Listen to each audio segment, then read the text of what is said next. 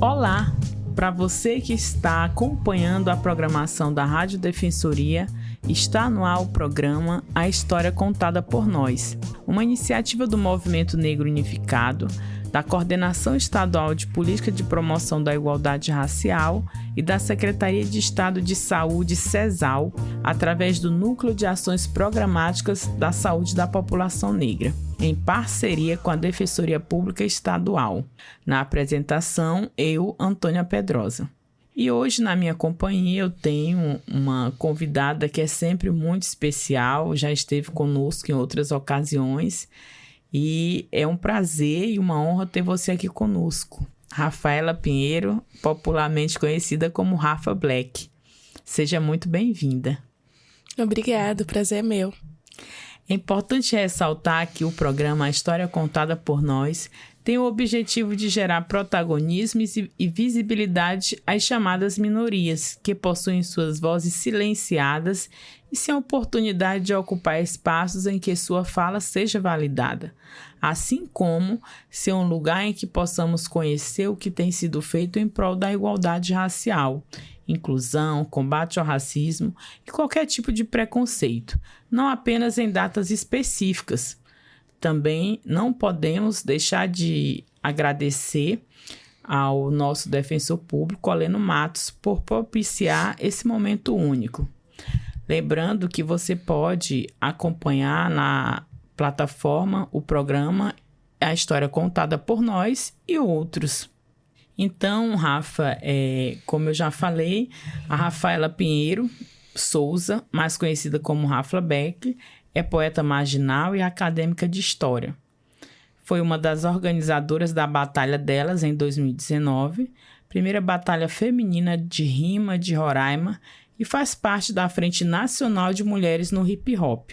Já ganhou diversas batalhas, entre elas Batalha do Conhecimento, Batalha do Conect Extremo, Batalha Bate de Frente e Batalha do Satélite.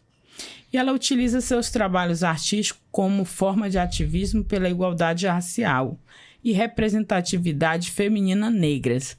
Mas hoje a Rafa está aqui justamente por conta dessa representatividade enquanto mulher negra, para a gente falar também sobre um tema muito importante para nós mulheres negras, né, Rafa? Que é sobre a segunda Marcha Nacional de Mulheres Negras, que vai acontecer em 2025. E a Rafa é uma das mulheres negras de Roraima que está também fazendo parte desse comitê impulsionador, né, de organização e também de diversas formas de dialogar com a sociedade sobre a importância dessa marcha, né, Rafa? Sim, estamos trabalhando para isso e de forma ácida para Roraima também ter suas representantes lá. Então, é importante falar que em Santo Domingo, República Dominicana, em 1992, mulheres negras de toda a América Latina e do Caribe se reuniram para o primeiro encontro de mulheres afro-americanas e afro-caribenhas.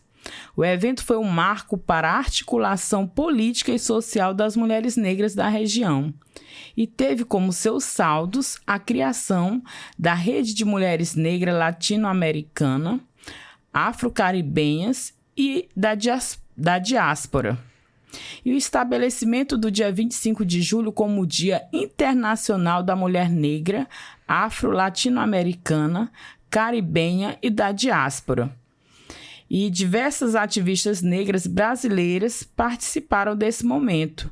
E o movimento de mulheres negras no país só se fortalece desde então. E aí é importante a gente trazer um pouco desse resgate, né, de como essas mulheres da região e as mulheres negras brasileiras começaram então a se organizar. Primeiro, no 25 de julho, que é o Dia também Nacional de Teresa de Benguela, né, Rafa? Sim. E aí, em 2011, a paraense Raimunda Nilma de Melo Bentes, hoje com 76 anos, ela propôs a realização de uma marcha nacional de mulheres negras no Brasil. Ela falava sobre a importância, né, de ter essa marcha e é uma das fundadoras do CEDEMPA, Centro de Estudos e Defesa do Negro do Pará. Em 1980 foi fundado o CEDEMPA, e na época da idealização da marcha, o CEDEMPA integrava a coordenação da articulação de organização de mulheres negras brasileiras. Então, assim, ela sugere, então, já que a gente está organizada na América, vamos também nos organizar aqui no Brasil. Tendo em vista, Rafa, que o nosso país hoje, ele, de acordo com dados do anuário, 28% é de população de mulheres negras. Então, onde essas mulheres representam essa porcentagem e, no entanto, permanece alvo dos piores marcadores sociais, né? A gente já dialogou aqui sobre esse tema em diversas outras oportunidades, onde as mulheres negras são as maiores vítimas de feminicídio, são essas mulheres negras que recebem menos, né? Em relação a salários, e também a que estão em maior vulnerabilidade socioeconômica. Então, sendo alvo dos piores marcadores sociais, bem como vitimadas pelas diversas violências que impedem a elas o acesso a uma vida com pleno gozo de direitos, como reforça os dados, né, do último Fórum Brasileiro de Segurança Pública. E, de acordo com o relatório, mulheres negras permanecem sendo a maioria das vítimas, né, como eu falei aqui, de feminicídio, o que equivale a 63,9%. Então, o contato com a violência, inclusive, começa logo desde cedo, nesse país que falha gravemente na salvaguarda da infância de meninas negras também, que são as maiores vítimas, né, de violências como o estupro de vulnerável. E essa negligência é evidenciada através dos números, né, que apontam que elas são os principais alvos de estupro. E aí equivale a 61,6% das vítimas têm até 13 anos. E 52,2% são meninas negras, né? Crianças e meninas. Então, daí se justifica, né, Rafa, a importância de termos, então, essa marcha.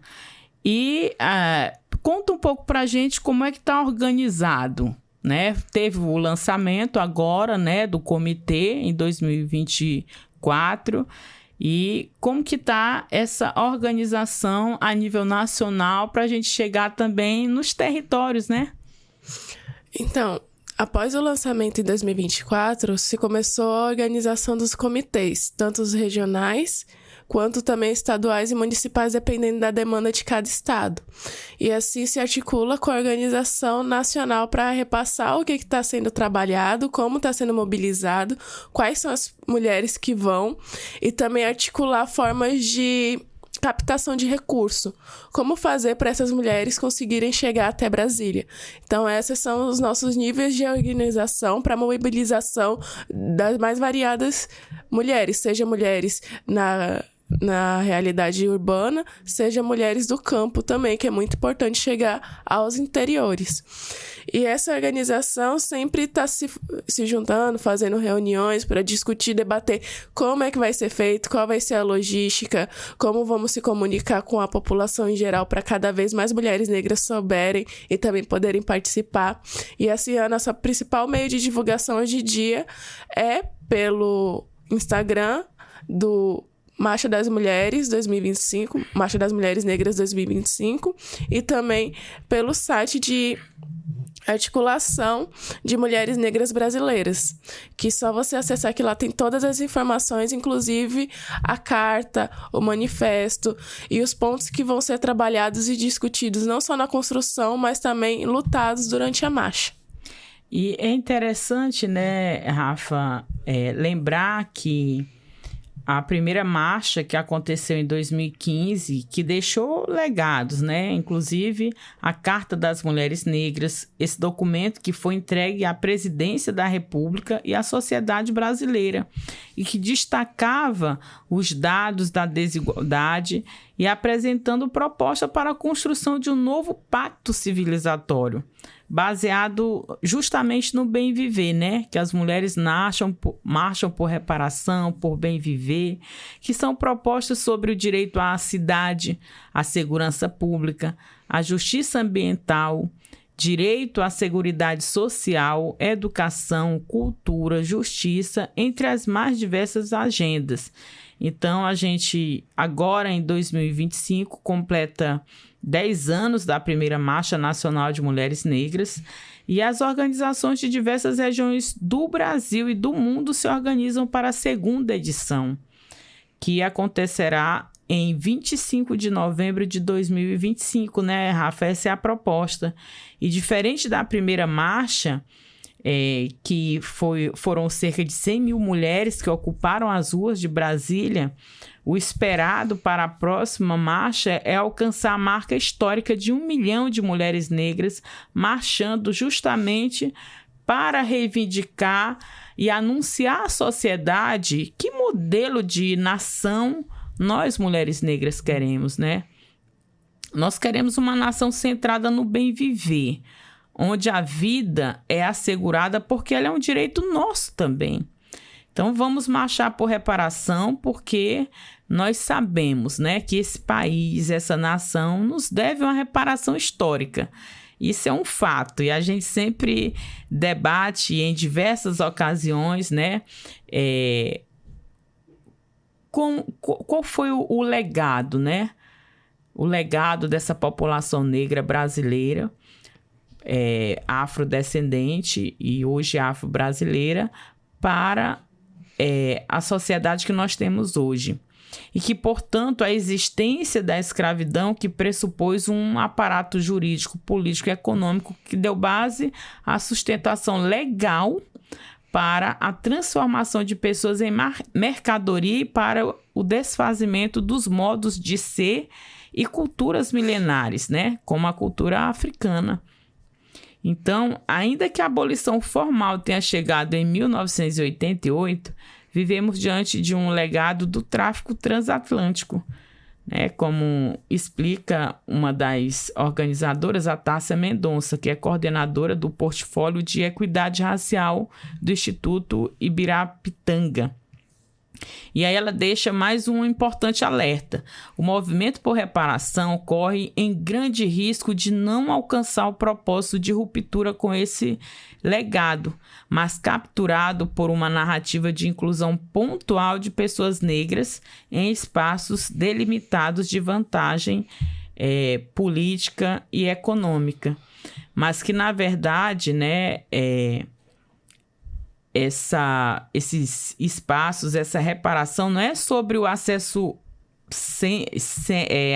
a bens e a recursos e espaços historicamente dominados pelas lógicas da branquitude, mas pelo contrário, só é possível, de fato, termos essa democracia e essa reparação racial quando o conjunto dessa população tiver um bem viver pleno, né? Onde todos esses espaços possam lhe ser permitidos sem práticas racistas. Então, eu acho que essa é uma das filosofias, né, da importância dessa marcha, né, Rafa? Sim, com certeza, porque relembrar que não é porque agora a gente tem uma realidade de negros bilionários ou milionários tendo uma ascensão econômica que isso é uma realidade para a maioria da população negra. Pelo contrário, quando tem um lá no topo é porque tem mais de 100 de nós na base, sofrendo, passando por todo tipo de vulnerabilidade, seja ela social, econômica, e também passando por vários tipos de violência policial, quando nós somos mulheres negras, violência obstétrica, violência doméstica, psicológica. Então, se repensar que, sim, a gente tem algumas conquistas que, infelizmente, não são para todos, né? Avançamos sim no debate através de muita luta, de muito sacrifício, porque nada nos foi dado, tudo foi conquistado, tudo foi lutado, inclusive a Lei 10.639, as leis de cotas, transformar racismo como crime inafiançável e imprescritível e também tipificar a injúria racial como crime de racismo, tudo isso foi lutado, foi muito debatido por anos pelo movimento negro. Então, essa marcha, ela é para relembrar também o protagonismo da mulher negra dentro da luta antirracista, dentro do movimento negro, porque as mulheres negras no Brasil foi uma das principais mobilizadoras do movimento negro, não só pela pauta de gênero, que é muito importante para nós, precisa fazer essa interseccionalidade, mas como a população negra no geral. Ela também lutou pelos direitos dos homens negros e luta até hoje. E a marcha, ela também trabalha com a questão da comunidade trans e LGBTQIAPN+, dentro também dessa questão de luta antirracista e também contra a discriminação e a LGBTfobia. Então, a Marcha das Mulheres Negras, elas também traz essa bandeira para se lembrar que o Brasil é um dos países que mais assassinam, mais matam pessoas LGBTQIAPN+, e que, infelizmente, também nós, pessoas negras, corpos negros, estão como maiores vítimas desse tipo de discriminação também. E durante a carta que se lançou em 2015, pontua. Vou ler aqui alguns pontos fundamentais. Na carta exigimos o fim do racismo e do genocídio da população negra. Manifesto. A. Na falta de acesso a direitos. B. Nas violências dos estados perpetrados pelas forças de segurança pública, cujos operadores decidem quem deve viver e quem deve morrer, com a chancela dos demais órgãos do sistema de justiça, atingindo de maneira letal, sobretudo, nossas crianças, adolescentes e jovens, no encarceramento em massa da população negra, em especial das mulheres negras cis e trans, que ao serem tiradas de seus núcleos familiares impactam na continuidade da vida de toda a sua família, visto que as mulheres negras são as principais cuidadoras em seu núcleo. D. Pela política proibicionista de drogas que funciona para matar e aprisionar pessoas negras e tem sido principal causa de detenção no Brasil, inclusive entre mulheres. Pela reprodução dos modelos de trabalho análogos à escravidão e precarização do trabalho formal a partir da promoção de um suposto empreendedorismo. F. Pela ausência de políticas de direito à cidade. G. Pelo crescimento das injustiças reprodutivas contra meninas e mulheres negras cis e trans todos os dias. H. Pelo sucateamento da educação e falta de condições de manutenção de crianças, adolescentes e jovens negros no ambiente escolar. I. Pelos crimes de ódio contra a vida de LGBTQIAP+, que atingem sobretudo pessoas negras. J. Pela violência política de raça e gênero e violência contra defensoras de direitos humanos negras em geral. E K. Pelo não cumprimento das normas que ensejam a preservação, proteção, demarcação, homologação e registro das terras de remanescentes de quilombos e de demais comunidades e povos tradicionais. Pelo racismo religioso, entre tantos outros aspectos de manifestação do genocídio antinegro que se intensificam ao longo das últimas décadas. Então, contra todos esses pontos que a gente vê em realidade, nós pessoas negras passamos todos os dias, que promoveu a marcha em 2015 e se promoverá novamente em 2025 e todos os outros âmbitos de luta. Porque se vê que ainda é necessário, apesar dos avanços que tivemos através de muita luta, ainda é necessário avançarmos mais e às vezes a gente entra nesse quesito de que a gente luta hoje e talvez não vai ver essa vitória amanhã, seja para nossas futuras gerações, mas se faz muito necessário participarmos tanto da marcha como de outras formas de combate ao racismo e à discriminação. Então, assim, né, Rafa, você traz aí um contexto do porquê, né? Essa marcha ainda se faz necessária. Por que é importante essa parcela da população chamar a atenção, não apenas em nível nacional, mas também internacional, e marcha em busca por direitos. Eu estou aqui com a carta de 2015. É importante, né, quando a gente faz algumas comparações. E como você falou, às vezes a gente tem o sentimento de que a gente não vai alcançar a mudança que a gente tanto quer, que a gente precisa. E que nós sabemos que precisa, de fato, ter essa certa urgência nessa implementação, né? Como o direito a uma vida plena, o direito à humanidade, a sermos tratadas com humanidade. E quando a gente é tratada com humanidade, ao mesmo tempo é querer dizer assim, olha, eu não mereço sofrer de violência obstétrica, eu não mereço, né, sofrer de feminicídio e de nenhum tipo de violência, porque aí você vai estar sendo tratada com humanidade. E essas mulheres que são a base dessa sociedade, que foram essas mulheres que sempre estiveram na linha de frente do trabalho não remunerado, né, mesmo no período pós 1888, pós a abolição, e que hoje a gente ainda presencia diversos fatos de mulheres resgatadas de trabalhos análogos à escravidão, que continua, né, essas práticas racistas para com essas mulheres negras. Então, o direito a ter direito, de fato, que significa a obtenção e o exercício do direito. E a destituição da humanidade supõe a violência de direitos, o que significa, né, de maneira violenta e perversa na vida dessas mulheres negras no Brasil e no mundo também. O reconhecimento das diferenças, né, um dos traços nefastos do racismo e do sexismo é reconhecer as diferenças para promover a discriminação e não favorecer a pluralidade. Então, nós sabemos que a estética, né, ela é um fator que muito atinge as mulheres negras por conta do fenótipo, do cabelo, enfim. Então, essa carta de 2015, que tem 30 páginas, que fala sobre a promoção da igualdade racial, que faz as denúncias, que traz, né, tópicos sobre direito ao trabalho, ao emprego, a proteção das trabalhadoras negras, né, em todas as atividades. Aí a gente se depara com marcadores que ainda evidenciam que essas mulheres são as que menos têm um vínculo empregatício, né, Rafa? E que na pandemia isso ficou muito explícito.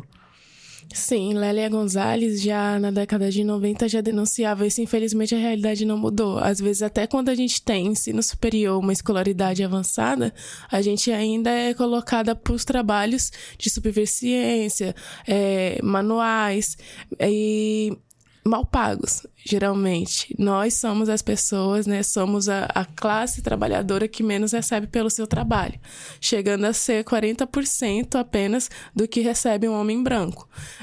Isso é desenvolvendo o mesmo trabalho, né? Isso, os dados sempre mostram.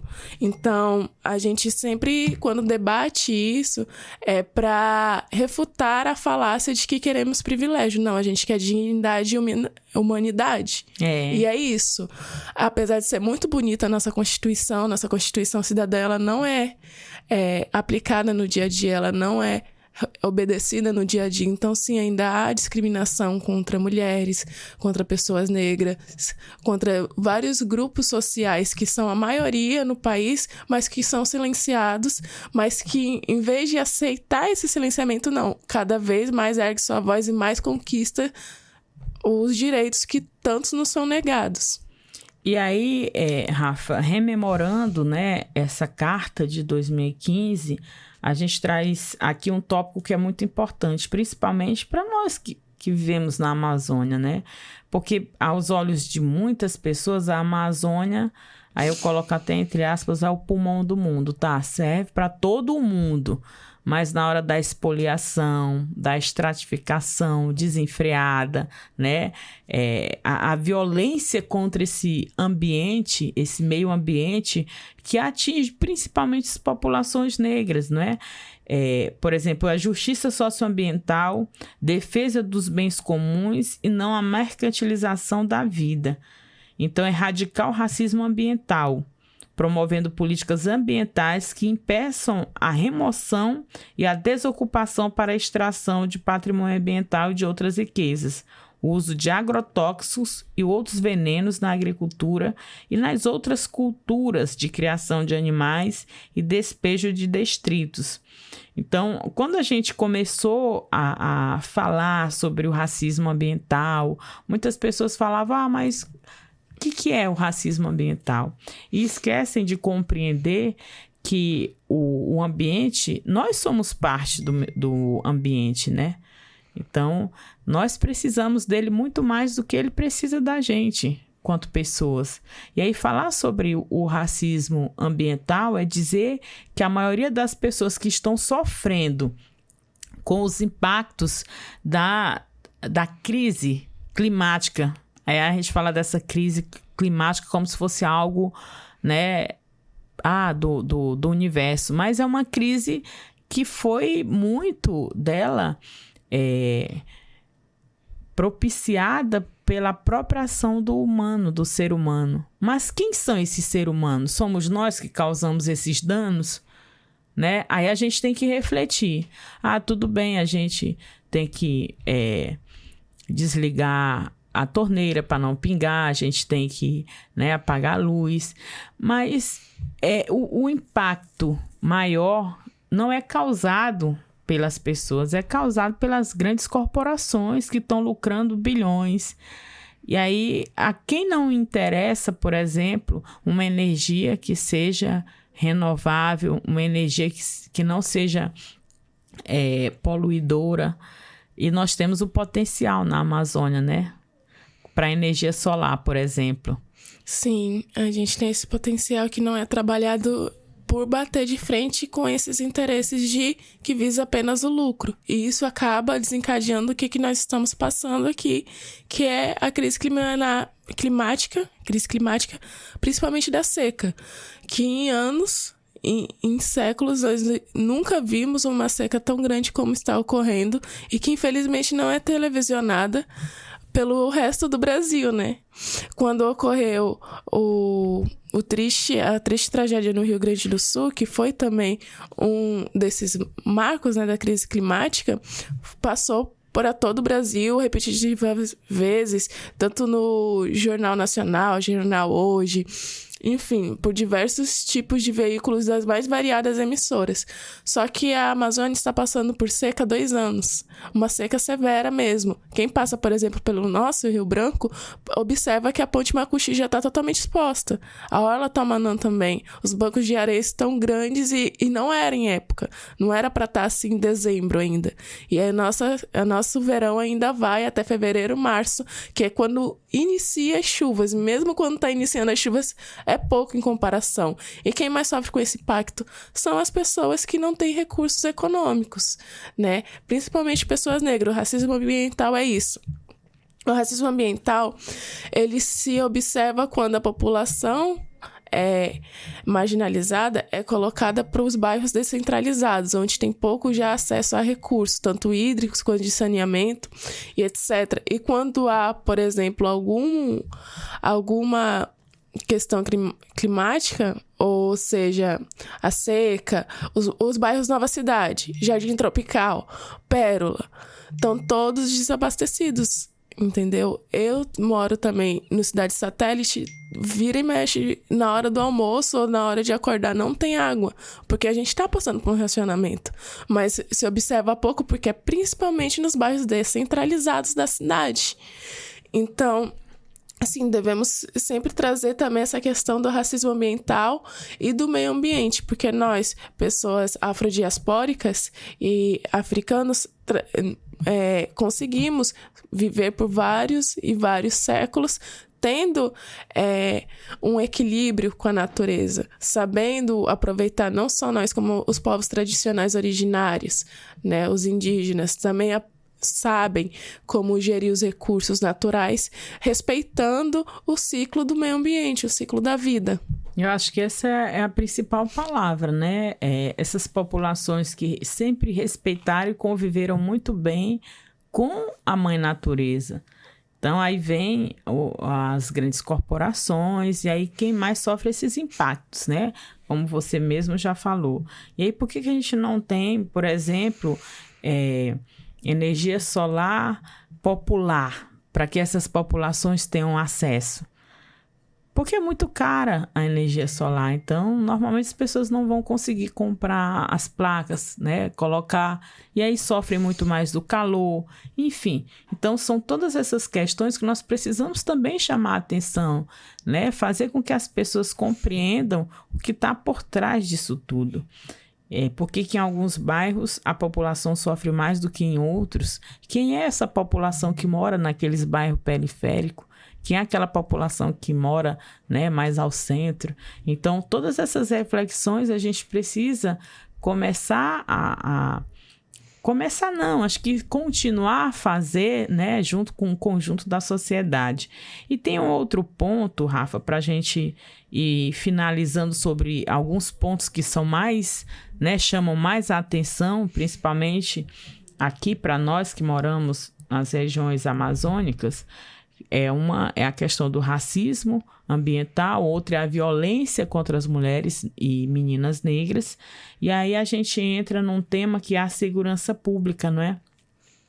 E aí erradicar o racismo institucional das políticas de segurança pública, né? Que combina o uso da violência racial, que produz altos índices de homicídio contra a população negra por meio de políticas de segurança pública baseada em direitos humanos. Então, o que acontece? A gente vê aí uma explosão de denúncias, né, de racismo institucional por parte da segurança pública que deveria, né, e que tem protocolos e normas de como abordar pessoas suspeitas, né, e como encaminhar. Então, quando a gente fala dessa questão da segurança pública, é um tema que precisa ter coragem para ser enfrentado pelas autoridades, não é, Rafa? E aí você vem a questão do racismo institucional, a mão da justiça pesando mais em alguns casos do que em outros. Às vezes, né, por exemplo, o porte de entorpecente.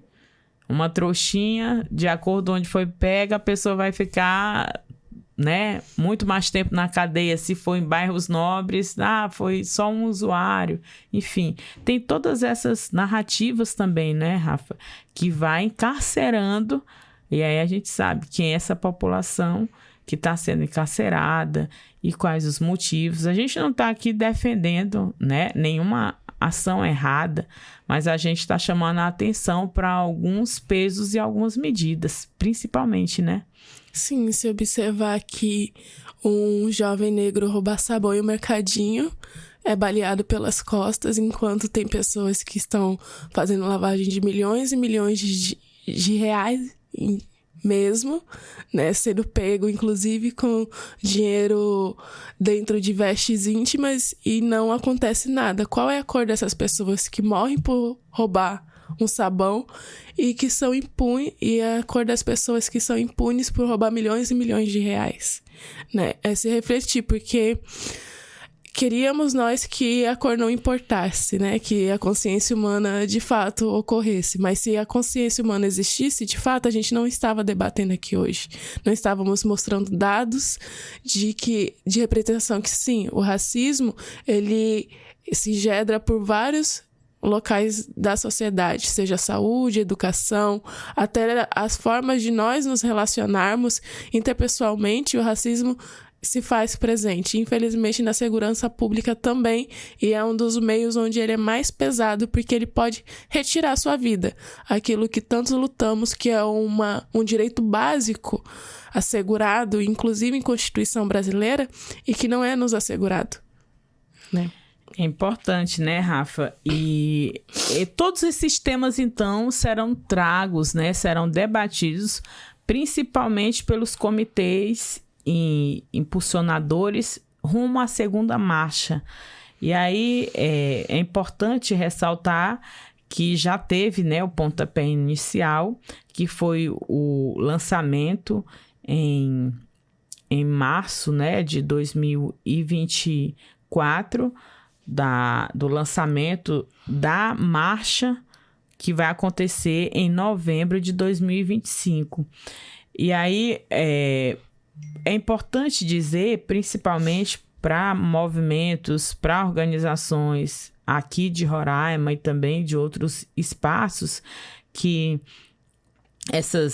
esses comitês, eles podem, né, Rafa, ser organizados por diversas organizações e também em parceria para tratar sobre essa pauta, porque o objetivo é levar 1 milhão de mulheres para marchar em Brasília em novembro de 2025.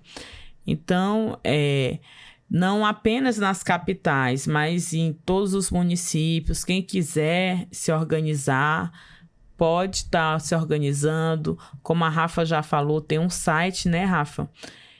Nacional, e também tem o e-mail, que é comitê marchamulheresnegras@gmail.com, e aí tem uma logo, né, sobre a marcha, tem o comitê impulsor nacional, que é da AMNB, que é a Articulação de Organização de Mulheres Negras Brasileiras, junto ao Fórum Nacional de Mulheres Negras, Rede de Mulheres Negras do Nordeste e Rede Fulanas, Negras da Amazônia Brasileira. Então, e aí tem os critérios, né? As organizações nacionais ou regionais de mulheres negras precisam indicar interesse em compor esse comitê também nacional, através do e-mail que eu citei. E também tem alguns critérios, né, de restrição. Não ser organizações partidárias ou vinculadas a partidos políticos, ter participação de mulheres negras no cargo de direção, né? Por exemplo, pelo menos esse movimento ser de participação mista, porque aí só mulheres brancas na organização para ir compor a marcha das mulheres negras fica um pouco contraditório, né? Uhum. Ter abrangência da atuação em parte significativa no território e que a representação do comitê seja de mulheres negras, que tenham poder de decisão por suas organizações e tenham articulação em seus estados e reunião. E aí falar sobre, por último, né, sobre o protagonismo e estabelecimento, né, da parceria.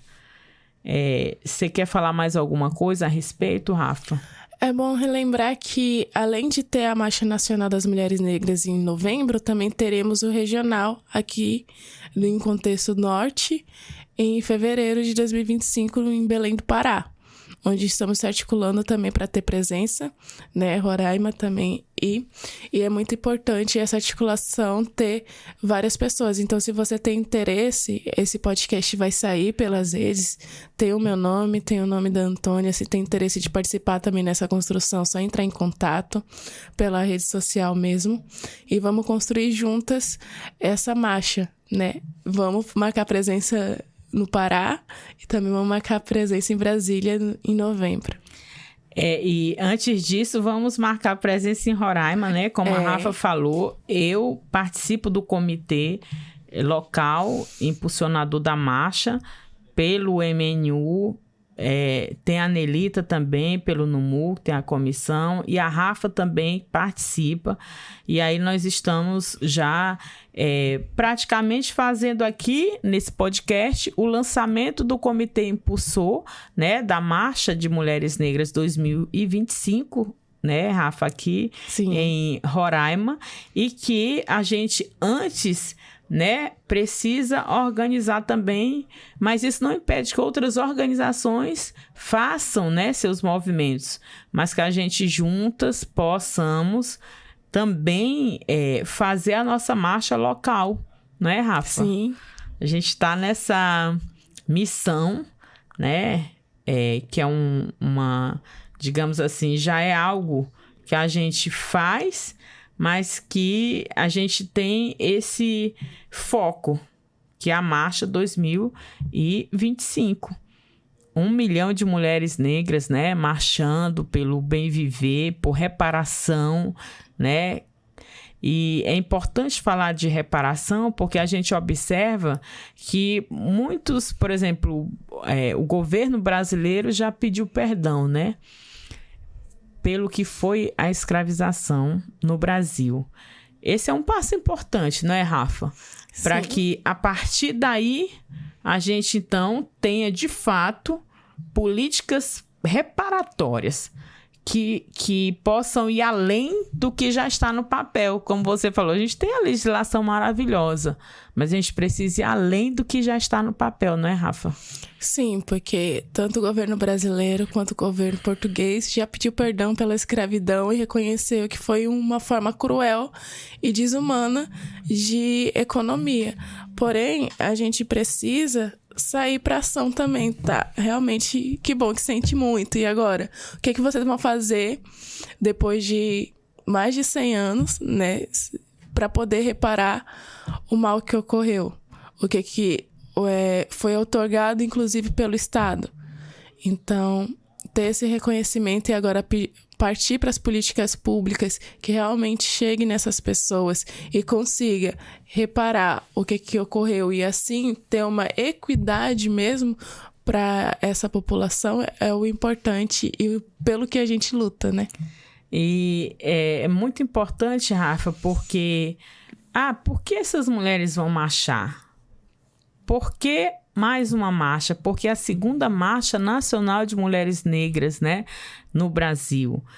Porque nós ainda precisamos de uma democracia de fato racial, nós precisamos de uma política de bem viver, né, como você ressaltou, uma política que a nossa ancestralidade ela seja respeitada, porque nós já provamos que conseguimos viver muito bem, né, com o que nós trazemos de ancestral e é por isso que chegamos até aqui. Então, a Marcha de Mulheres Negras 2025, ela precisa acontecer para que a gente tire do papel as diversas legislações e coloque em prática, para que, de fato e de direito, essas mulheres sigam e tenham o bem viver, sem violências, né? Com direito a um ambiente, a recursos naturais, com direito a uma vida sem nenhum tipo de violência e, principalmente, que essas mulheres sejam reconhecidas como um elo impulsionador de uma sociedade com justiça, com equidade e com democracia racial. Eu acho que esse é um fator importante, né? Sim. Eu gostaria de agradecer, Rafa, mais uma vez, a sua contribuição, a sua participação nesse espaço que é muito importante e que dá voz para que a gente fale sobre o que nós estamos planejando, o que nós precisamos, o que está sendo proposto. Então, seja sempre muito bem-vinda. Muito obrigada pelo convite, por essa reflexão, por essa explanação também, apresentação do que é a Marcha das Mulheres Negras e que continuemos nos mobilizando e cada vez mais mulheres negras também participem dessa movimentação. Eu gostaria de agradecer a você pela sua contribuição e participação nesse espaço tão importante, como eu já falei, e também um agradecimento especial para você que ouve o programa através das plataformas digitais da Defensoria Pública. Gratidão pela sua audiência. Lembrando que o programa A História Contada por Nós tem como objetivo falar sobre todos os assuntos que nos atravessam enquanto pessoas negras, mostrando os dados e identificando as causas, pois só assim poderemos avançar rumo à igualdade racial e por uma sociedade sem nenhum tipo de preconceito. Uma iniciativa do Movimento Negro Unificado, da Coordenação Estadual de Política de Promoção da Igualdade Racial e da Secretaria de Estado da CESAL, da Saúde, CESAL, através do Núcleo de Ações Programáticas da Saúde da População Negra, em parceria com a Defensoria Pública Estadual. Até a próxima. Afroabraços.